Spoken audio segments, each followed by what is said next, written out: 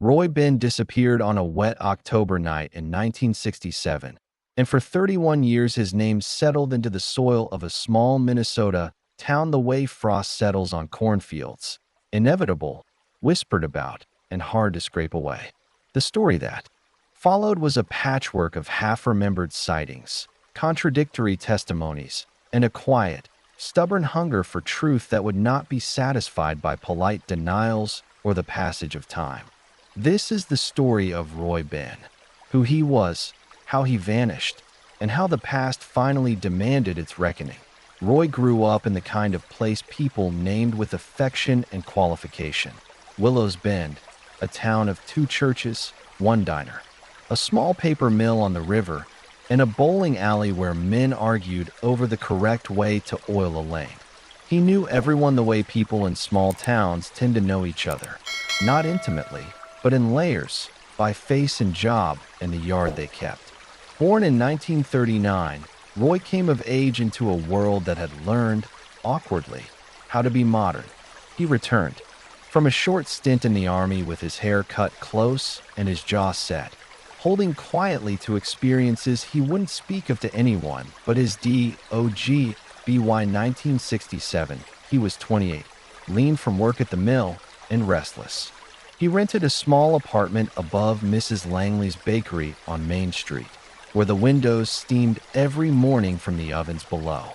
He kept his life spare, a battered trunk containing a set of clothes, a notebook in which he wrote short, careful entries, and a locket he wore under his shirt, a small gold thing with a picture of a woman he loved and had left in the late spring, a woman named Clara who had gone to Chicago to study nursing and not returned with any explanation. Rumors said Clara had sent a letter telling him not to wait. Whether that letter existed or not mattered less than the absence it created. Roy was known for 2 things: a steady, gentle humor and an old Chevrolet he kept immaculate. He volunteered on the volunteer fire brigade and sometimes worked late, fixing the diner's jukebox wiring to earn a few extra dollars. He could, people remembered later, quote baseball scores and the Bible verses his grandmother taught him.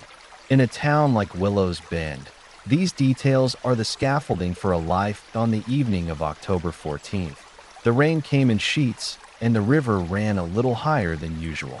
The mill had let out early after a minor conveyor breakdown, and Roy clocked out at 5:10 p.m. He swung by the diner for a cup of coffee, chatted with Patty, the waitress, about a baseball game, and left around 6 p.m., saying he'd be home early because the weather looked rough. That was the last confirmed sighting. Roy did not return to his apartment. He did not answer the phone. The next morning, Mrs. Langley found his apartment door unlocked and a sink full of water. His towel, folded on the rack, was still damp. The locket was missing. By noon, the mill foreman, Mr. Halvorson, reported Roy absent. He was not at his station. The town's constable at the time, Earl Whitcomb, a man with an authoritative mustache and a measured sense of discretion, knocked on doors.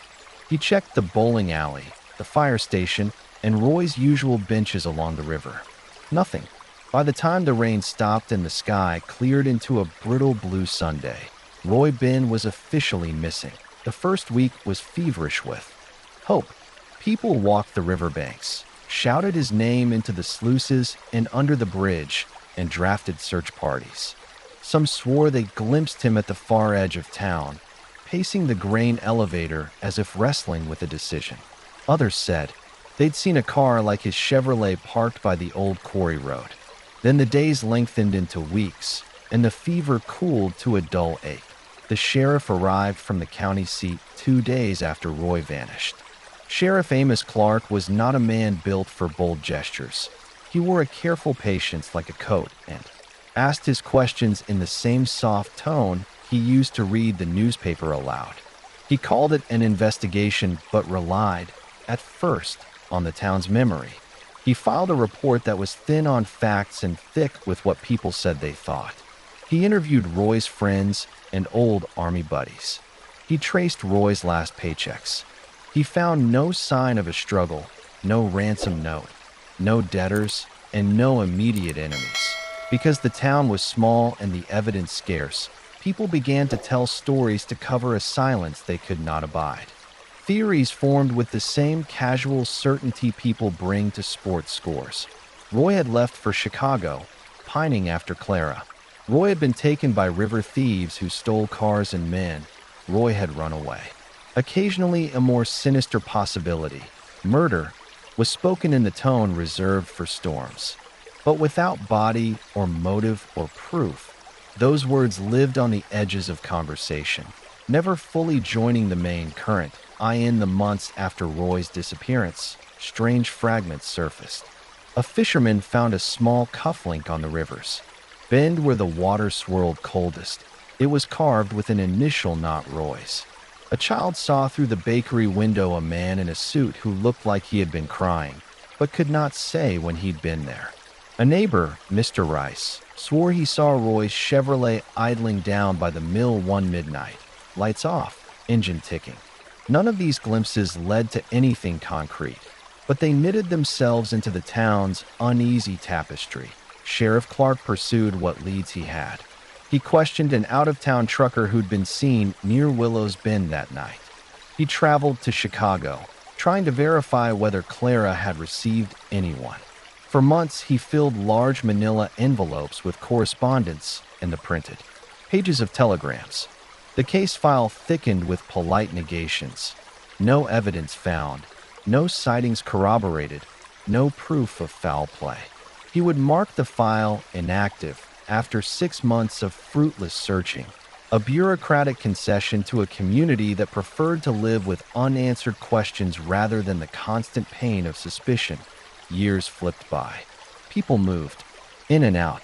Mrs. Langley closed the bakery and sold pies only to remember, in retirement, the warmth and the loss. Roy's mother, Edith, kept a light in the window at night for a long time. She pressed the smell of his sweater into tissue paper and saved Roy's photograph, a small sepia thing where he looked younger than everyone else. As the town modernized, the river retained its secret of dark. Children grew and left, and the name Roy Benn became the kind of memory that never quite left. You counted it on your way through sunsets, a small wrong you could not fix. Then, in 1998, a woman named Hannah Dale walked back into Willow's Bend with the exactness of someone who intends to unbury things.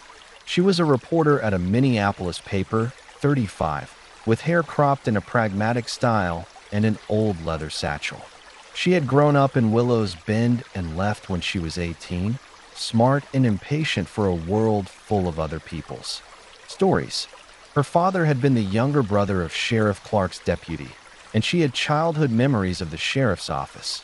Heavy furniture, tobacco-stained ashtrays, stacks of yellowing reports. When she returned for a family funeral, she passed train stations and old grocery signs and saw Roy's name on the lips of people who still remembered him. The story lodged in her as one she couldn't shake, a missing man and a town that had exhaled rather than held a vigil. Hannah combed the thick, waiting files at the courthouse. The Roy Benn file, brittle and stamped with dates, had been boxed and labeled unresolved, 1967. There was the constable's initial report, a sketch of Roy's Chevrolet, and a single photograph of him leaning on the diner counter. In the margin of one note, someone had scribbled possible misfiled evidence and then scratched it out. Hannah saw, too, that there were names in the file that no one had followed up on. Distant phone numbers, a barber's description, of a man who'd come in and asked a lot of questions about Roy, and a record of a sheriff's deputy traveling to Minneapolis for 3 days the week after the disappearance. Her story for the paper laid the case bare to a modest but persistent readership. People started to call with recollections they'd shelved for decades. One was a woman, now elderly, who said she'd once been young and frightened and had seen a man in a rumpled coat put Roy in the back seat of a car at the edge of the mill grounds. She'd been too scared to tell anyone then. Another man remembered Roy complaining about a payment the mill had failed to make, and that Roy had told him he was going to do something about it. The internet of human memory begins. In the mouth, people speak, then someone else remembers. Then a paper prints the memory and it becomes evidence. And a story was a kind of magnet. The old, cold case warmed. Investigators from the county reopened the file under public pressure. They started with the things that had been recorded but never pursued.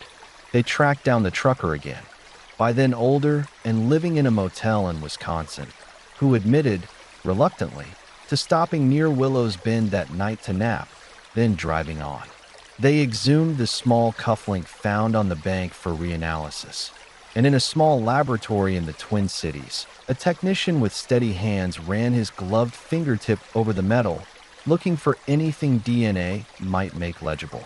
Back then, in 1967, DNA was a science of the future. By the 1990s, it was a power that could take scraps of an old story and force them to speak. The cufflink yielded only smudged traces, not enough for a definitive match. But more consequentially, a once-dismissed report from an old deputy named Frank Moulton came to light. Frank had been a young man in 1967, timid and newly on the force. His handwriting was spidery and his memory gullible toward silence. But his report suggested that on the morning after Roy disappeared, he had been sent by Sheriff Clark to take a call in the county seat. The call was, he wrote, from a man who sounded like a businessman, and the content of the call had been to ensure no unnecessary publicity. At the time, Frank had obeyed without question. Now, older and more honest, he admitted his memory of the call included a name, Thomas Ellery, mill owner. Thomas Ellery had been the largest employer in Willow's Bend, a man whose hands smelled of oil and whose influence in town was so broad that even the paper mills union carefully curated its protests. He was a man who had sat on the school board and donated to the church. If there was one person for whom the town would make excuses, it was Thomas Ellery. Yet when Sheriff Clark's men went to question him, the answers they received were guarded and dismissive, and the sheriff's notes, handwritten in a looping script, recorded the interview in a way that read, to some eyes, like more courtesy than inquiry. People began to remember that Roy had argued with a supervisor about overtime, and that a pay discrepancy had emerged in the weeks before his disappearance.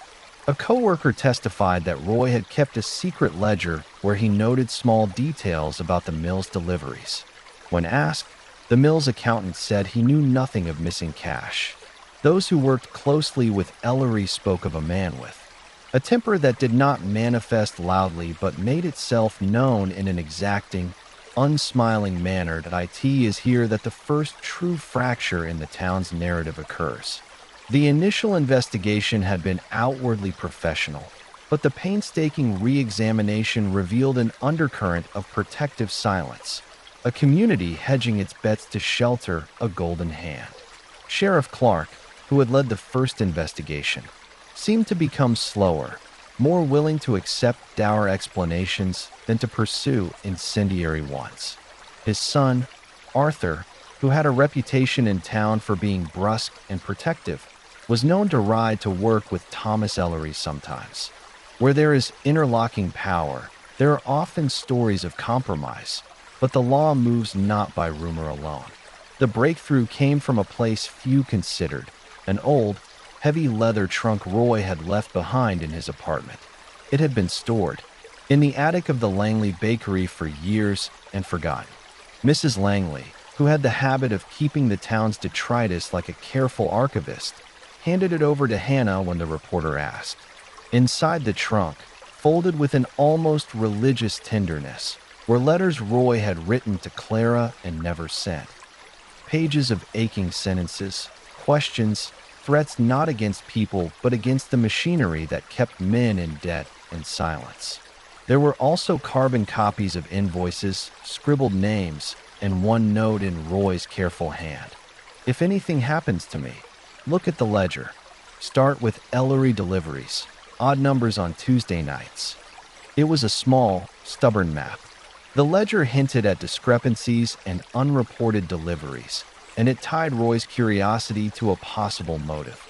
He had discovered something that could make people in power lose money and With it, their appearance of innocence.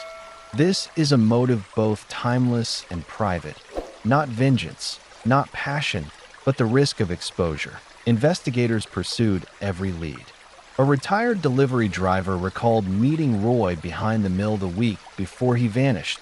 The man had smelled of defeat and worry, the driver said. A teenager remembered seeing two men argue in the shadow of the service road the night Roy disappeared. One short, one broad, but could not give names. The sheriff's investigation gathered a cautious momentum. There were conversations held in rooms with espresso cups, and there were nights when men smoked and grew old trying to find a gap in another man's alibi. Then, one afternoon in late autumn, a boy dredging the edge of the old quarry with a homemade hook found a shard of something that, upon closer inspection, was a piece of a gold locket hinge. It matched the metalwork of jewelry local jewelers remembered making. Mrs. Langley's bakery held the other half of the locket, a fact no one realized until the pieces were carefully compared. Both bore the same maker's stamp, and one fit into the other like two halves of a wound sewn back together. The locket, when opened, held the faded photograph of Clara that had been missing since 1967. The discovery of the locket did more than give the town a relic. It connected a person to a place and a place to a time. It proved Roy had been close to the river in the days after his disappearance. It informed the investigators that his absence was not voluntary. For a while, the town held its breath, but the evidence, though suggestive, still did not point to a single perpetrator. The county coroner, now retired, said later that the shards of bone they found in the quicksilting mud near the quarry could not, back then, be identified conclusively. The laboratory in the Twin Cities, with its new DNA techniques that had solved crimes elsewhere, returned a frustrating result. Partial profiles, contamination, and old DNA that only permitted hypotheses, not convictions. Time had chewed the threads thin, frustrations mounted. The mill's management stonewalled. Witnesses receded or departed. The sheriff, who had demonstrated a reluctance to challenge local power, now faced a town split between the force of his office and the force of its conscience. He was a man of his era, and the era required that certain reputations be preserved. Yet, like many such stories, pressure came not from a single push, but from places that crept, from a journalist's insistence, from a child's discovery, from a mother who would not accept silence. In 2002, a retired detective named Lena Ortiz moved back to Minnesota to care for her aging mother. She had worked cold cases in cities where anonymity helped, and she carried with her the belief that the past does not die until someone tells it to. Hearing about Roy Benn, she volunteered to look through the box of files and the scattered evidence. She had a knack for patterns, for seeing what confuses others as a hint. Lena sat with the ledger, the letters, and the ledger's list of odd deliveries. The documents suggested a possibility the others had not fully embraced. Someone was disguising shipments with coded numbers to move something illicit through the mill. The shipment logs were redacted or misinterpreted, but Lena noticed a pattern of Tuesday night entries that correlated with men who worked late shift and a small number of employees who had been paid in cash at odd intervals. One name kept appearing in the payroll shadows: Arthur Clark, the sheriff's son. When Lena asked questions about Arthur, people shrugged and called him family. Corporations and families have remarkable power to fold accountability into loyalty. Lena, with a stubbornness that is part discipline and part hunger for truth, pushed further. Arthur had been small-town brash in his youth. He had left for a few years and returned with a different gait. Witnesses described him as someone who could both charm and intimidate. In 1967, he was 25 and known to drive Thomas Ellery's car from time to time. He had also, extraordinarily, been recorded by a neighbor's telephone as making an angry call the night Roy vanished. The neighbor had kept the detail to herself out of fear and because it seemed petty then. Confrontation is a delicate art. Lena gathered the facts she could verify. She sat in the same sheriff's office where Roy's file had been first opened and showed the missing pieces: the ledger, the locket, the testimony cross-referenced with payroll. The sheriff at that time was not Amos Clark. Amos had retired, but a junior deputy who had ascended with the town's approval. Lena asked directly what Arthur Clark had been doing on the night of October 14, 1967. Arthur, by then a man in his 60s, squinted and remembered. He offered an alibi of sorts. He'd been at home, he'd said, having dinner, then out to check on a couple of employees. His voice hardened when Lena pressed him about being at the mill that night. He had been, he admitted finally, but he insisted he had only gone to dispel the notion of trouble. He admitted to speaking with Roy, but denied any physical conflict or intentions. Under the weight of circumstantial evidence, and with Lena refusing to let threads untangle, Arthur began to waver. The town's loyalties were showing their cracks. One evening, after a day when mistakes had been uncomfortably exposed, Arthur drove himself to the river and sat on the bank until the sky turned black. He called the county station and asked to speak to Lena.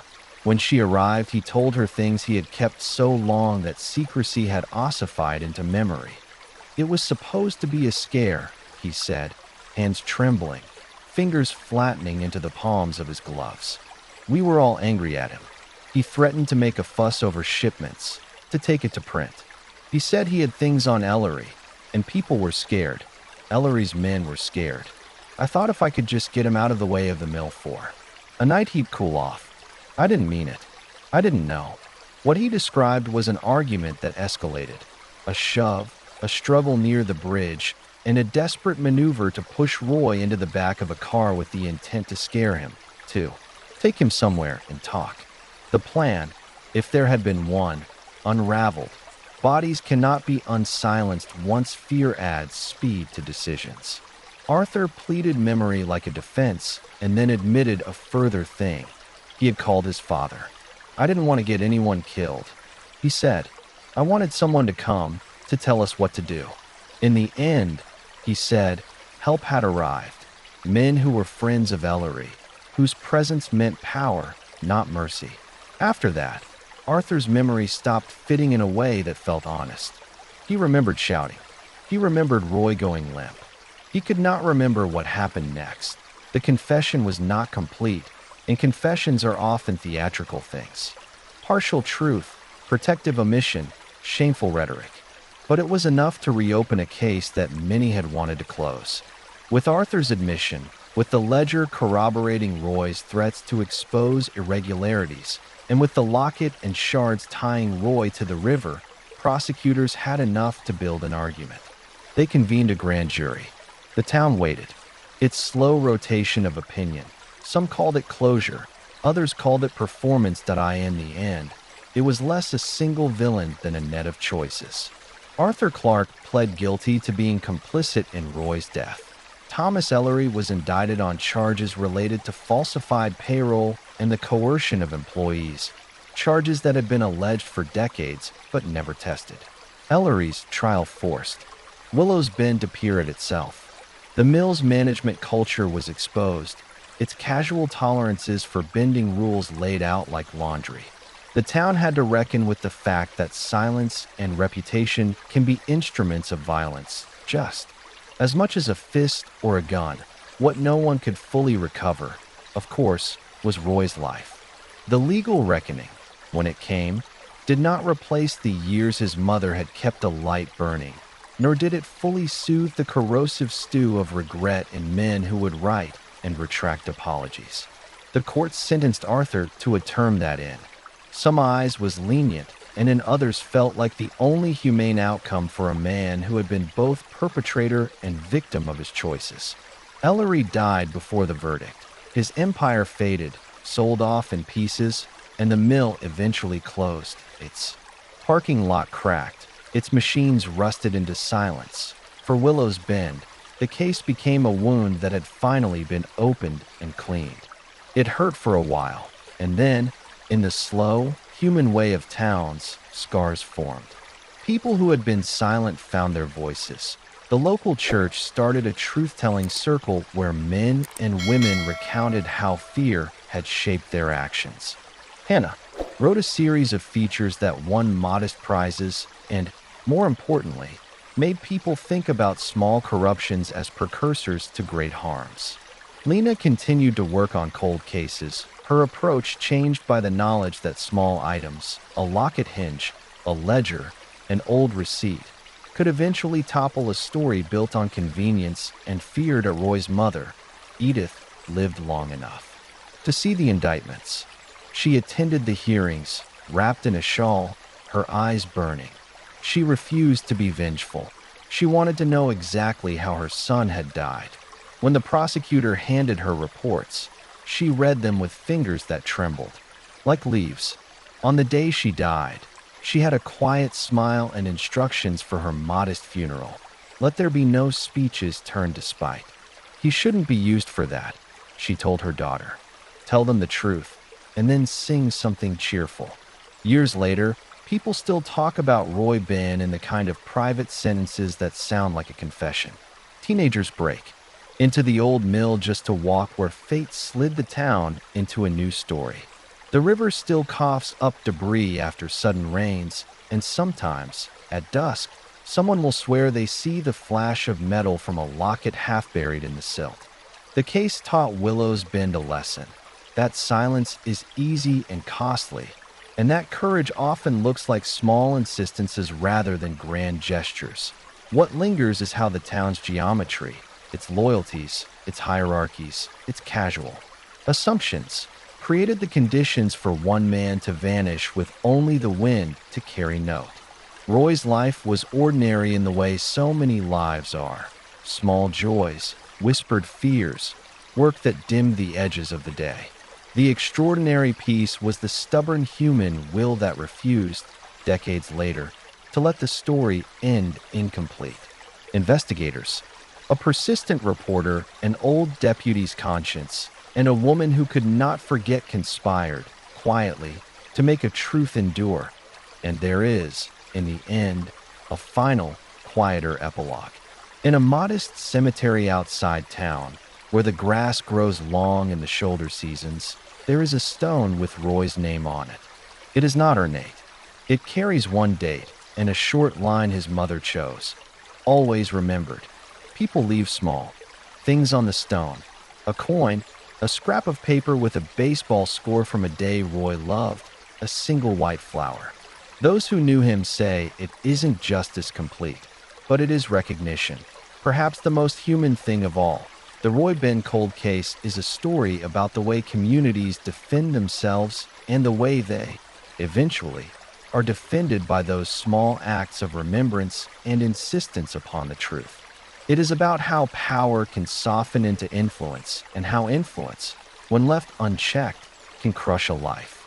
Most of all, it is about memory and the remarkable thing that happens when memory collides with persistence. The past yields its secrets. And with some of them, justice finds a foothold that in the end, Roy's name is no longer only the ache of the missing. It is a ledger entry, a locket returned, a set of court filings, a hometown story that taught people how to look again.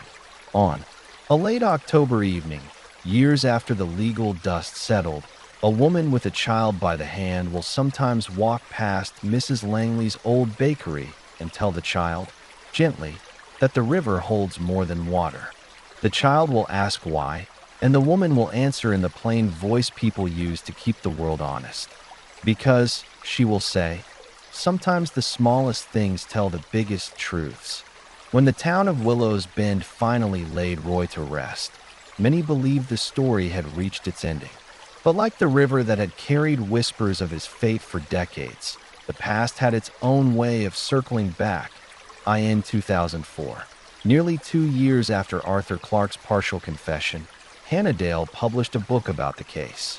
The River's Silence combined her childhood memories, the rediscovered evidence, and Lena Ortiz's investigative work. The book caught more attention than she anticipated. Regional newspapers covered it, true crime readers sought it out, and slowly, national interest followed. It was not just the story of Roy Benn anymore. It was a story about how small towns swallow truths until someone insists they be spoken aloud. With wider eyes on Willow's Bend, new details emerged. A retired mill accountant from out of state wrote to Hannah after reading her book. In his letter, shaky with age, he described the odd ledgers he had been instructed to destroy in 1968. He admitted he hadn't burned everything. Fear had stayed his hand. He had hidden a stack of papers in a wooden chest in his barn before moving away.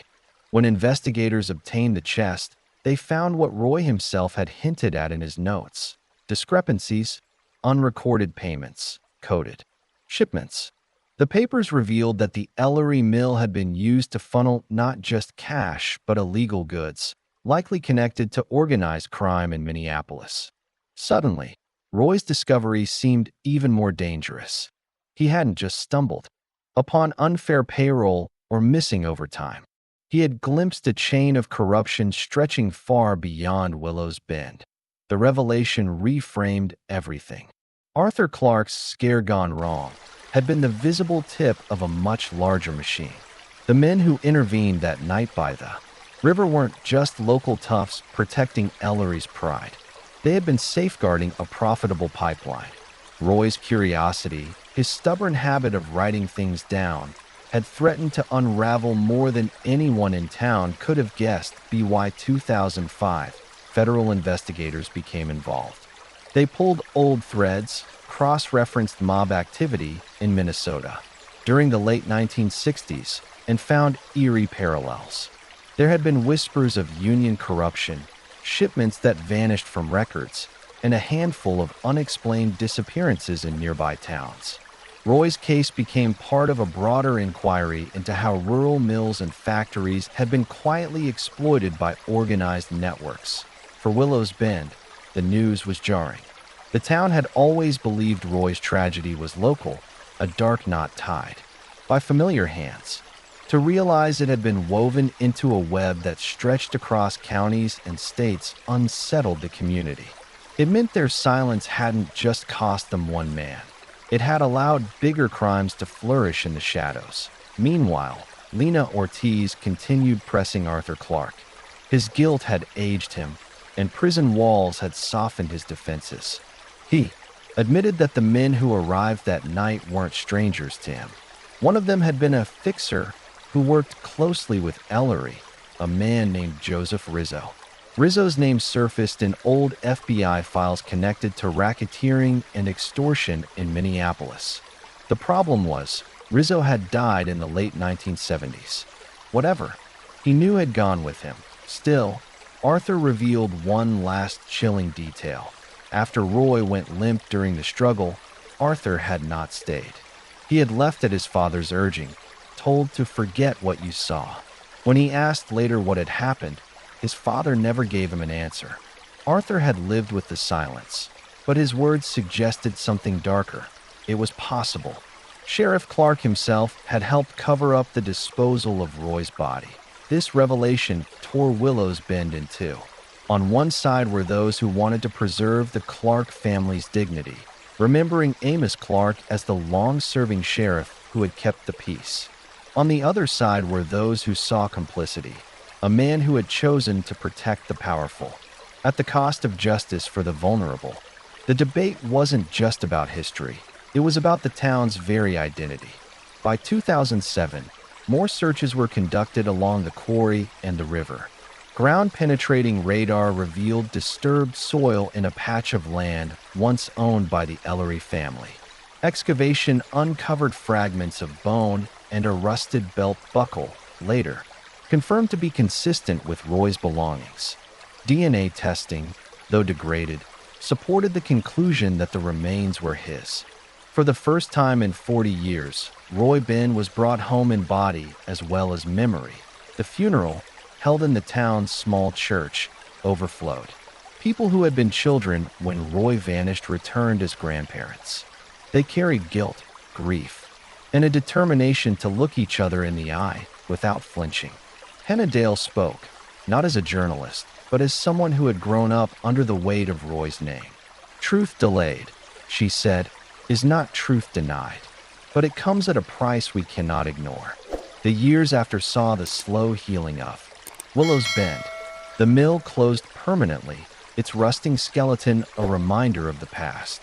Murals were painted on Main Street, one of them depicting Roy leaning against his Chevrolet, smiling faintly. The town decided to build a small memorial park near the river, where a plaque read, "In memory of Roy Benn, 1939, 1967, taken too soon, but never forgotten. May silence never again bury the truth." But the story didn't quite end even there. In 2012, Hannah received an anonymous envelope. Inside was a faded photograph of Roy, one she had never seen before, sitting at the diner, his arm around Clara, both laughing. On the back, scrawled in hurried script, were the words, "He knew more than I ever told him." Forgive me, the handwriting matched samples of Clara's. She had lived her life quietly in Chicago, passing away in 2009, and the letter appeared to be something she had written but never mailed. It hinted at deeper secrets Roy had confided in her before his disappearance, that he had suspected dangerous dealings at the mill, and that he was afraid but unwilling to stay silent. The discovery recast Clara not as the woman who left Roy behind, but as someone burdened by knowledge she could not safely share. In her silence, too, lay the echo of Willow's Bend, ordinary people caught between fear and truth. Today, the story of Roy Benn is told in classrooms, crime documentaries, and whispered recollections.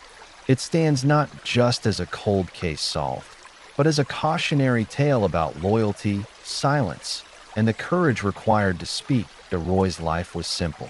His death was complicated, but his legacy, the insistence that truth eventually be faced, continues to ripple outward, like the river that held his secret for far too long.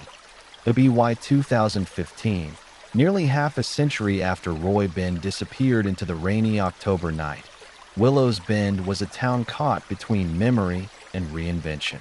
The old mill grounds had been bulldozed into an empty lot, its rusted frames torn down and sold for scrap. What remained was a wide scar of cracked concrete where weeds grew stubbornly, a silent monument to everything the mill had once provided and everything it had taken. The younger generation of Willow's Bend knew Roy Benn less as a man and more as a legend. Teenagers swapped ghost stories about seeing his Chevrolet on the quarry road at night, headlights glowing but no driver inside.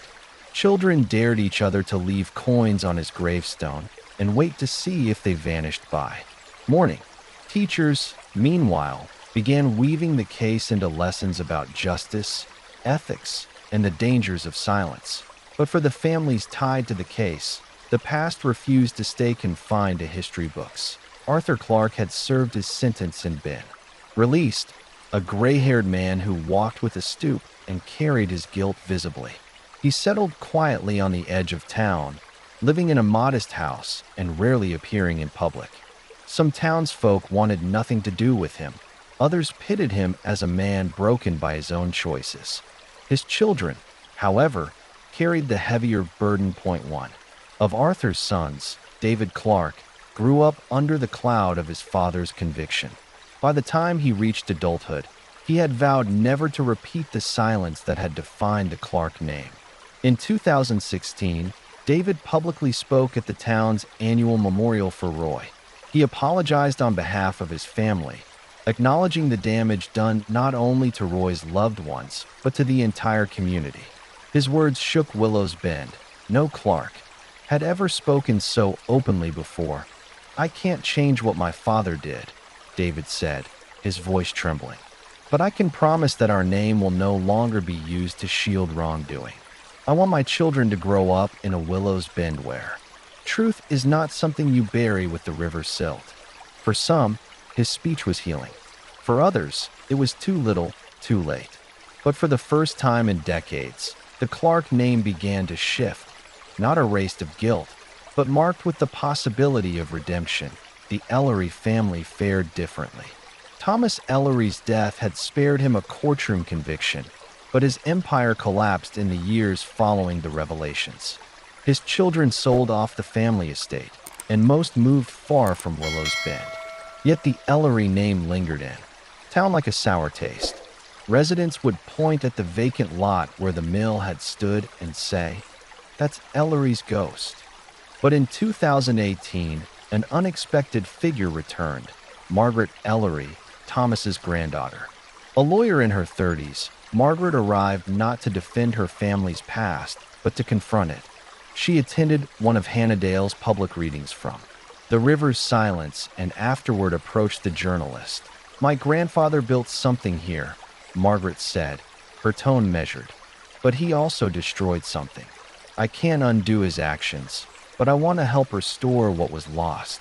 She proposed funding a community project, turning the old mill site into a memorial park and educational center focused on ethics, justice, and small-town history. The idea split the town once again. Some saw it as a cynical attempt to launder the Ellery name. Others believed it was a chance for healing, a way to turn a place of corruption into a place of learning.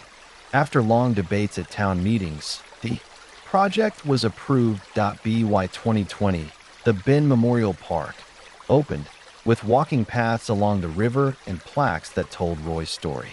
One plaque bore a quote from his recovered letters. "If anything happens to me, look at the ledger. Start with Ellery deliveries." For Hannah Dale, the story of Roy Benn had consumed her life far more than she anticipated when she first dusted off his file in the courthouse decades earlier. The River's silence had made her a respected voice in investigative journalism, but it also made her the reluctant guardian of a story that would never fully end. In 2021, streaming platforms began producing documentaries on Unsolved or Long Cold cases, and Roy's story resurfaced on screens across America. Hannah was interviewed extensively, her steady voice guiding viewers through the layers of corruption, silence, and eventual truth. The documentary renewed interest in Willow's Bend, bringing visitors who wanted to walk the riverbanks and stand at Roy's grave. Some locals resented the attention, tired of having their town remembered only for its tragedy. Others welcomed it, believing that telling Roy's story helped prevent history from repeating itself. For Hannah, the attention was bittersweet. She had given decades to this story, and though she was proud of the justice that had been achieved, she sometimes wondered if Roy had become less a man and more a symbol. Late in her career, Hannah began writing a second book, not just about Roy, but about the human cost of silence. She titled it The Weight of Quiet. In its opening lines, she wrote, "Silence is not empty. It is full of the things we are afraid to say. It is heavy, and it leaves bruises." The story of Roy Benn is not about a single night in 1967. It is about the silence that followed and the years it took to break it. As Roy's case reached wider audiences, it found a new generation of storytellers, YouTubers, podcasters, and digital creators fascinated by cold cases and forensic breakthroughs. Willow's Bend began appearing in podcasts with titles like The Vanished Voice and Small Town Secrets. Some creators visited the town, filming at the quarry or walking through Benn Memorial Park, their narrations mixing historical facts with dramatic retellings. For some residents, this attention was unsettling, the idea of strangers profiting off their town's grief. But for others, it felt like justice living on. Each retelling ensured Roy's name was never lost again to silence. In 2023, a popular true crime podcast dedicated an entire season to the case, interviewing descendants of those involved. Listeners around the world were struck not only by the mystery, but by the moral lessons embedded in the story. The host concluded one episode with the line, "In Willow's Bend, truth drowned in the river, until someone decided to wade in and pull it back to shore."